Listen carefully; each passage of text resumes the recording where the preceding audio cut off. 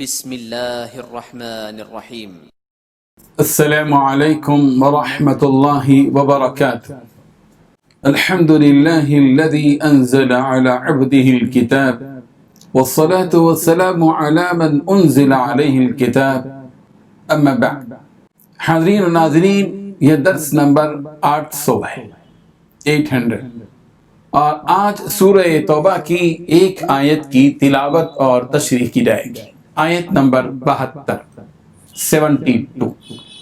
چلیے سب سے پہلے اس آیت کی تلاوت کرتے ہیں، لفظی ترجمے اور ترجمے کے بعد تشریح کرتے ہیں۔ اعوذ باللہ من الشیطان الرجیم، بسم اللہ الرحمن الرحیم۔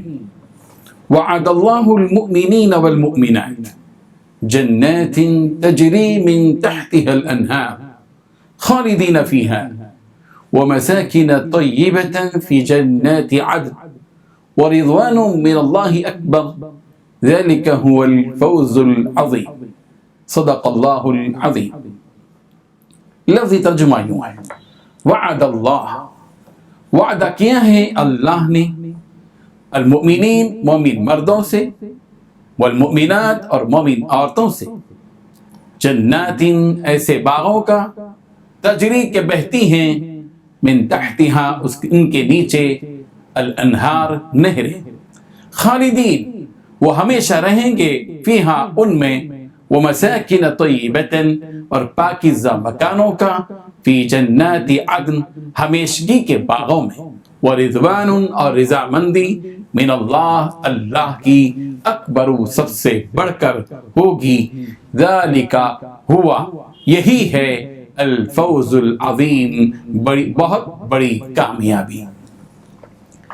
ترجمہ یوں ہے، اللہ نے مومن مردوں اور مومن عورتوں سے بہشتوں کا وعدہ کیا ہے جن کے نیچے نہریں بہہ رہی ہیں، وہ ان میں ہمیشہ رہیں گے، اور بہشت ہائے جاویدانی میں نفیس مکانات کا وعدہ کیا ہے، اور اللہ کی رضامندی تو سب سے بڑھ کر نعمت ہے، یہی بڑی کامیابی ہے۔ اس آیت میں 4 باتیں بتلائی گئی ہیں۔ پہلی بات، اللہ تعالیٰ نے مومن مردوں اور مومن عورتوں سے وعدہ کیا ہے ان باغات کا جن کے نیچے نہریں بہتی ہوں گی۔ دوسری بات، جن میں وہ ہمیشہ رہیں گے، اور ان پاکیزہ مکانات کا جو سدا بہار باغات میں ہوں گے۔ تیسری بات، اور اللہ کی طرف سے خوشنودی تو سب سے بڑی چیز ہے جو جنت والوں کو نصیب ہوگی۔ چوتھی بات، یہی تو زبردست کامیابی ہے۔ بزرگان محترم، پچھلی آیت میں ایمان والوں کے اوصاف جمیلہ بیان کیے جانے کے بعد ایک پیارے جملے کا اضافہ کیا گیا تھا کہ اولئک سیرحمہم اللہ، یہ وہ لوگ ہیں جن پر عنقریب اللہ تبارک و تعالی رحمت فرمائے گا۔ جس خاص رحمت کا ایمان والوں سے وعدہ کیا گیا، اس رحمت کی جھلکیاں اس آیت میں بیان کی جا رہی ہیں۔ وعد اللہ المؤمنین والمؤمنات جنات تجری من تحتها الانہار، اللہ تعالیٰ نے مومن مردوں اور مومن عورتوں سے وعدہ کیا ہے۔ اللہ تعالیٰ نے اس وعدے کو اپنی طرف منسوب فرما کر اس وعدے کی قدر و قیمت اور حیثیت اور کیفیت کو بتلایا ہے کہ یہ وعدہ کسی کمزور انسان کا وعدہ نہیں ہے، یہ کسی چکمہ دینے والے اور 5 سال کے لیے روپوش ہونے جانے والے وزیر اعظم یا وزیر اعلیٰ یا ایم ایل اے یا ایم پی وغیرہ کا وعدہ نہیں ہے۔ یہ وعدہ کسی جھوٹے تاجر اور دھوکہ باز آفیسر کا نہیں ہے، یہ وعدہ کسی شاطر اور دھوکے باز انسان کا نہیں ہے، بلکہ یہ وعدہ زمین اور آسمان کے خالق اور مالک اور بے عیب اور پاکیزہ ذات اقدس کا ہے، جو اکیلا ہے، تنہا ہے، بے مثال ہے اور یکتا ہے۔ اس رب ذوالجلال نے اپنی رحمت سے ایمان والوں سے اس بات کا وعدہ کیا ہے کہ انہیں وہ بہت سی بھلائیاں عطا کرے گا، ہمیشہ باقی رہنے والی نعمتیں عطا کرے گا، ایسے پھلوں اور پھولوں سے لدی شاخوں والے درختوں سے بھرے باغات عطا کرے گا جو درخت زمین کی سطح کو چھپا دیں اور ایسا سایہ دیں جس سے ماحول خوشگوار ہو جائے، ایسے درخت عطا کرے گا جس کے نیچے رہنے والے کو اس کا سایہ ڈھانپ لے گا، ایسی نہریں عطا کرے گا جو نہریں ان درختوں کے نیچے بہ رہی ہوں گی جن نہروں سے باغوں کا حسن و جمال دوبالا ہو جائے گا۔ یہ مومن مرد اور مومن عورتیں ان باغوں اور نہروں کے پاکیزہ اور نفیس ماحول میں انجوائے کریں گے۔ دنیا میں لوگ 10 15 یا 150 200 درختوں اور 1 2 سوئمنگ پول میں ریزارٹ میں انجوائے کرتے ہیں، مگر یہ مومن مرد اور عورت جب انجوائے کریں گے تو یہ دنیا کے فارم ہاؤس اور 5 سٹار اور 7 سٹار ہوٹلز اور ریزارٹس اور خوبصورت قسم کے یہ عالی شان مقامات سب کچھ بھول جائیں گے۔ وہ ایسا پاکیزہ ٹھکانوں میں ہوں گے جن ٹھکانوں کو دیکھ کر دل کو سکون، دماغ کو سرور اور جسم کو قرار نصیب ہوگا۔ بخاری اور مسلم میں حضرت ابو موسیٰ اشعری رضی اللہ عنہ سے روایت مذکور ہے، جنتان من فضة آنيتهما وما فيهما وجنتان من ذهب آنيتهما وما فيهما وما بين القوم وبين أن ينظروا إلى ربهم إلا رداء الكبرياء على وجهه في جنة عدن۔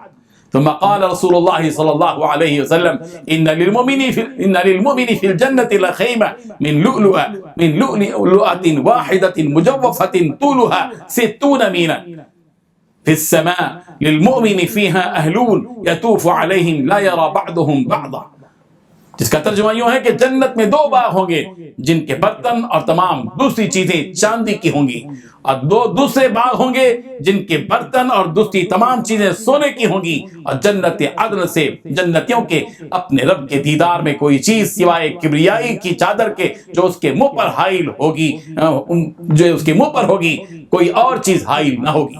یہ رسول اللہ صلی اللہ علیہ وسلم نے دوسری حدیث میں فرمایا، مومن آدمی کے لیے جنت میں ایک کھوکھلے موتیوں کا خیمہ ہوگا جس کی لمبائی 60 میل ہوگی۔ مومن اور ان کے متعلقین اس میں رہیں گے، مومن اس کے ارد گرد چکر لگائیں گے اور کوئی ایک دوسرے کو نہیں دیکھ سکے گا۔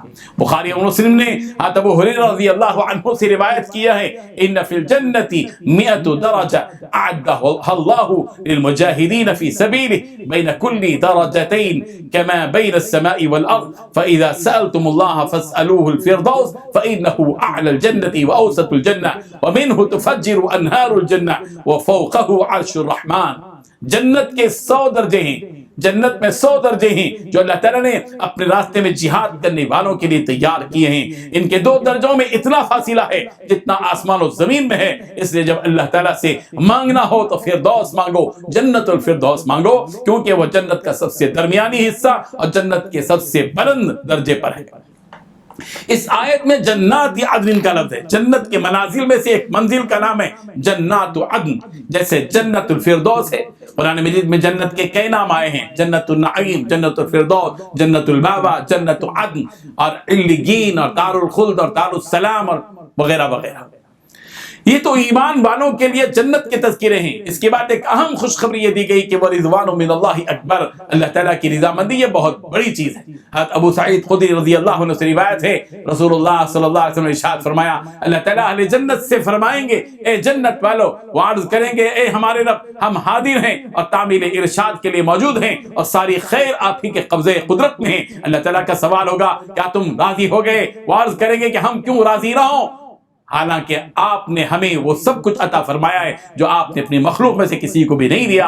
اللہ تعالیٰ نے کا ارشاد ہوگا، کیا میں تمہیں اس سے افضل چیز عطا نہ کروں؟ وہ عرض کریں گے کہ اے رب، اس سے افضل کیا ہوگا؟ اللہ تعالیٰ کا ارشاد ہوگا، میں تم پر اپنی رضامندی نازل کرتا ہوں، میں اپنی رضامندی تم پر نازل کرتا ہوں کہ میں تم سے خوش ہوں، اس کے بعد کبھی تم سے ناراض نہیں ہوں گا۔ ذالک هو الفوز العظیم، اللہ تعالیٰ کی رضامندی مل جانا یہی تو سب سے بڑی کامیابی ہے۔ بندہ مومن کو سب کچھ مل جائے مگر اللہ کی رضامندی نہ ملے تو سب کچھ مل کر بھی بے مزہ زندگی ہے۔ اس کو اس مثال سے سمجھا جا سکتا ہے کہ کسی محل میں عورت کو ساری نعمتیں میسر ہوں، سونا، چاندی، ہیرے، جواہرات، عیش و آرام کا سارا سامان، لیکن اس کا شوہر اس سے راضی نہیں، کیا ایک سلیم الفطرت اور نیک عورت کو اس محل میں کچھ مزہ آئے گا؟